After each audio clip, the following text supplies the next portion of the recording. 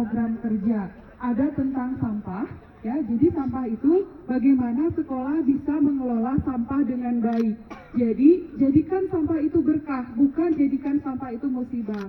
Salah satunya dengan membawa misting dan tumbler dan sudah ada bank sampah. Jadi sekarang kalian, oh ternyata si botol itu bisa menghasilkan dengan menabung di bank sampah. Selain sampah ada lagi tentang konservasi atau penghematan. Ada konservasi air, ada nanti energi, ya, yang akan disampaikan oleh masing-masing. Di sini ada Jibril, ada Vira, Raisa, dan Gina. Sini boleh? Ayo.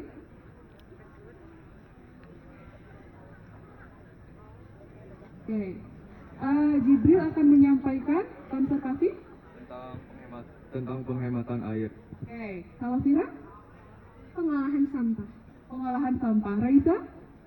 Penghematan energi. Dan Gena? Tentang perawatan tanaman. Perawatan tanaman. Jadi tanaman juga harus dirawat, ya. Sama seperti kita merawat tubuh kita. Oke, langsung saja silakan kepada Jibril.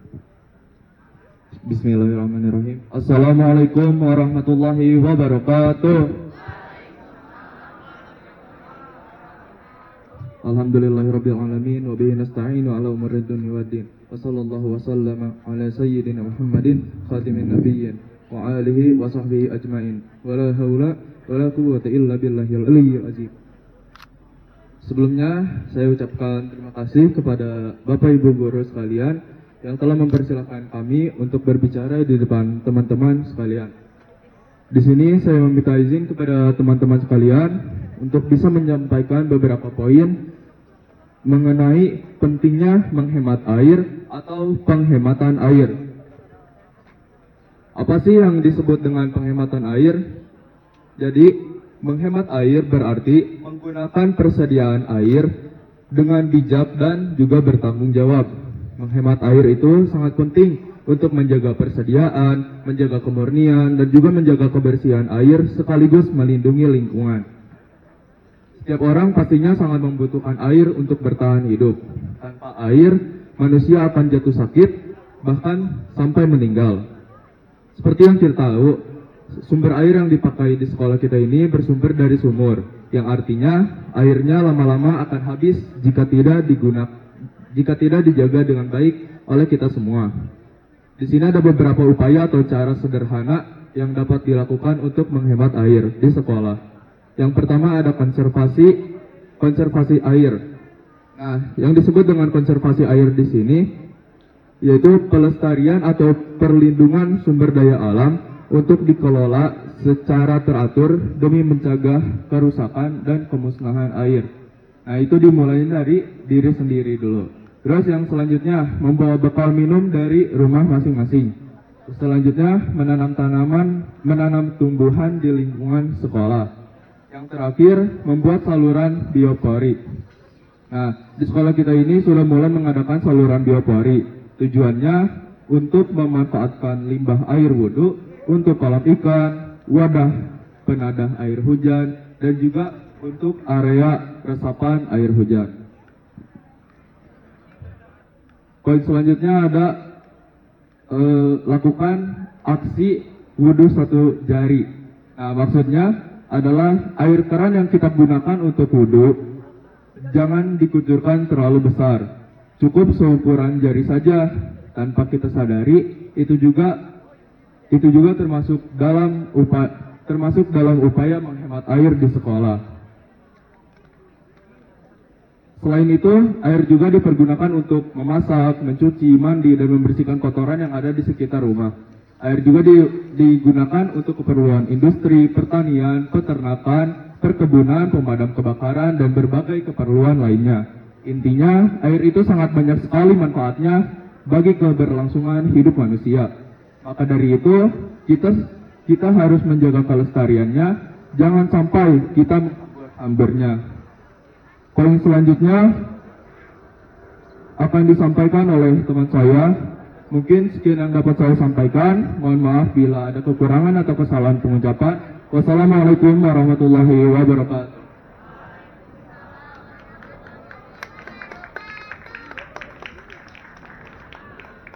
Assalamualaikum Assalamualaikum warahmatullahi wabarakatuh. Perkenalkan, nama saya Firani Sanofianti dari kelas 8A. Sebagai Wakil Ketua Duta Adiwiyata akan menyampaikan mengenai pengolahan sampah di SMP Negeri 3 Ngamprah. Teman-teman semua seharusnya sudah tahu ya, di program Adiwiyata ada yang namanya 5R. Reduce, Reuse, Recycle, Replace, and Reclaim. Nah, upaya untuk mewujudkan 5R tersebut dapat melalui yang pertama bank sampah, yang kedua pengomposan sampah organik, yang ketiga gamis atau gerakan membawa misting dan tumbler, dan yang terakhir membuat ekobrik dan prakarya lainnya. Teknis penyetaraan sampah ke bank sampah itu harus sudah dipilah. Jadi nanti di setiap kelas harus disediakan 4 tempat sampah, bisa dari keranjang atau galon plastik atau lainnya.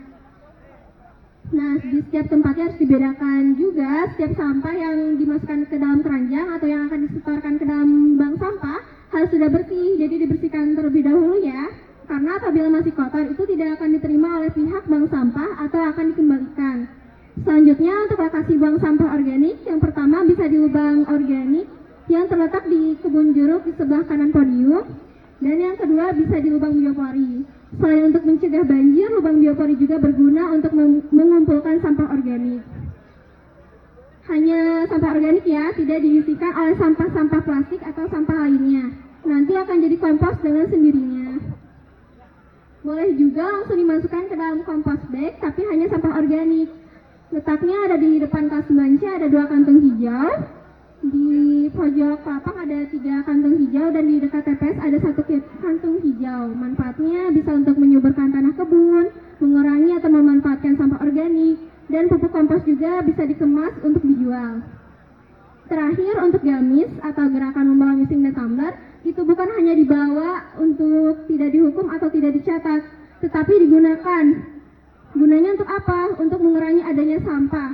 Kasihan ya kalau ada hewan-hewan laut yang terjebak oleh sampah plastik akibat ulah manusia. Nah, maka dari itu kita sebagai makhluk hidup patut menjaga bumi yang kita tinggali dan yang harus kita jaga. Misalnya nih, waktu hari Jumat beberapa minggu lalu ada aksi dari Ayub, Habil, Daru, Aldin, dan Yohanan kelas 8 dan Farid kelas 9 membersihkan sampah yang ada di dekat sungai. Membersihkan sampah di sungai yang dekat sekolah.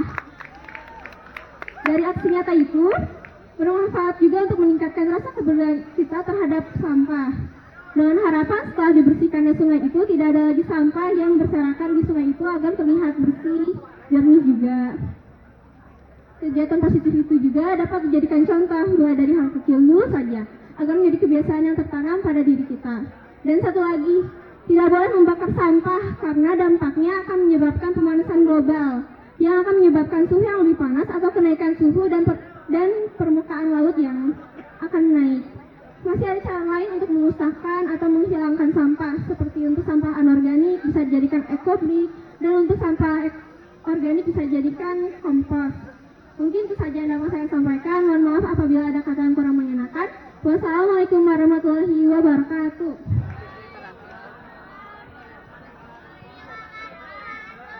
Assalamualaikum warahmatullahi wabarakatuh. Sebelumnya perkenalkan, nama saya Raisa Puji Ayu dari kelas 8A sebagai Bendahara Duta Adiwiyata. Di sini saya akan membahas tentang penghematan energi. Apa sih penghematan energi? Penghematan energi merupakan upaya mengurangi jumlah penggunaan energi.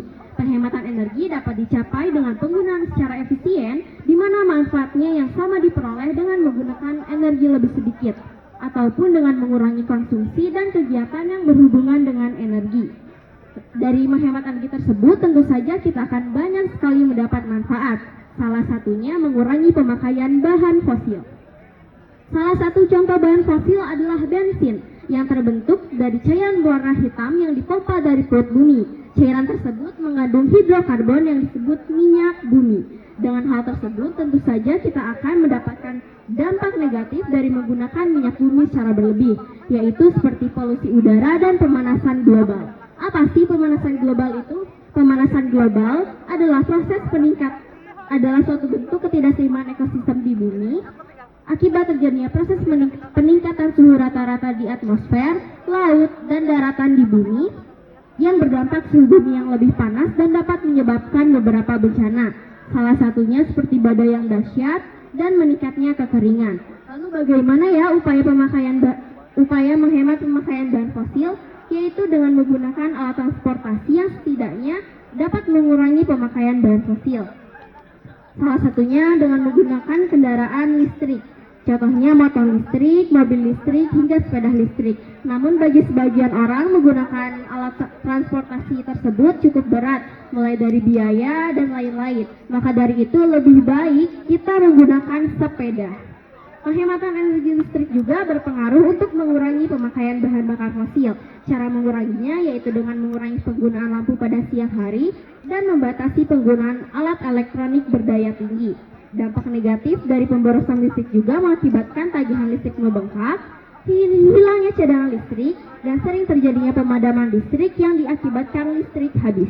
Maka dari itu, aktivis lingkungan mengadakan aksi Earth Hour. Apa itu Earth Hour? Earth Hour adalah sebuah gerakan global yang mengajak individu, komunitas, praktis bisnis, dan pemerintah di seluruh dunia untuk menunjukkan kepedulian dan kontribusi terhadap upaya penanggulangan perubahan iklim secara simbolis melalui aksi mematikan lampu dan perangkat elektronik yang tidak digunakan selama 60 menit. Biasanya dilaksanakan dari jam 7:30 hingga jam 9:30 malam setiap hari Sabtu di pekan akhir bulan Maret tiap tahunnya. Untuk tahun ini dilaksanakan pada tanggal 25 Maret 2023. Nah, pesan yang dapat diambil dari pembahasan tadi yaitu menghemat listrik bukan tentang kegelapan, tapi di mana kita menjaga masa depan agar tetap terang benderang. Wabillahi taufiq wal hidayah. Wassalamualaikum warahmatullahi wabarakatuh.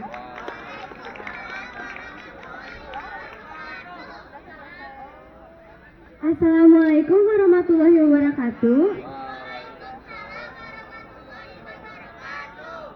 Halo teman-teman, aku Gina Putri Dantara dari tim Adiwiyata. Kalian percaya nggak sih?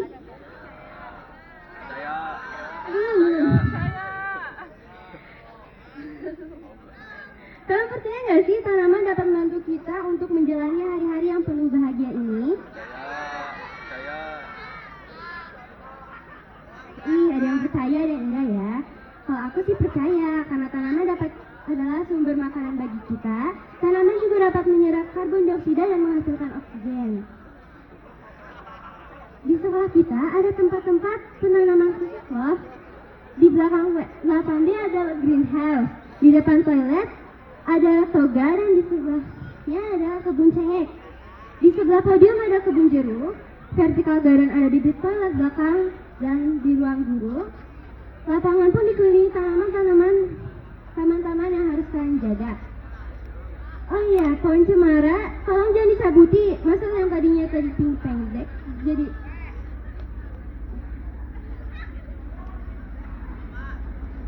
maka dari itu, yuk rawat tanaman-tanaman di sekitar kita. Banyak cara untuk kita rawat tanaman. 4 diantaranya yaitu memberikan cahaya sinar matahari yang cukup, menyiram tanaman dengan teknik yang tepat, mencabuti gulma, dan penghijauan. Penghijauan itu tidak hanya menanam pohon dengan kita membersihkan ruangan kelas dan lingkungan sekitar kita, serta membuang sampah pada tempatnya juga termasuk lingkungan. Penghijauan, Salah satu cara yang kita lakukan adalah menyediakan tempat sampah di setiap lingkungan kelas dan lingkungan sekolah.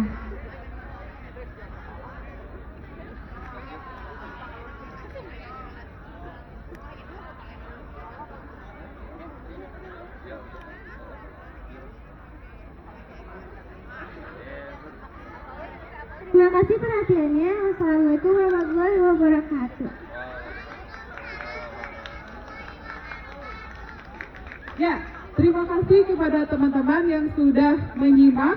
Terima kasih juga kepada anak-anak Duta Adiwiyata yang telah mewakili. Sukses untuk kita semua dan mari kita sama-sama sukseskan Adiwiyata Provinsi. Salam Adiwiyata. Wassalamualaikum warahmatullahi wabarakatuh.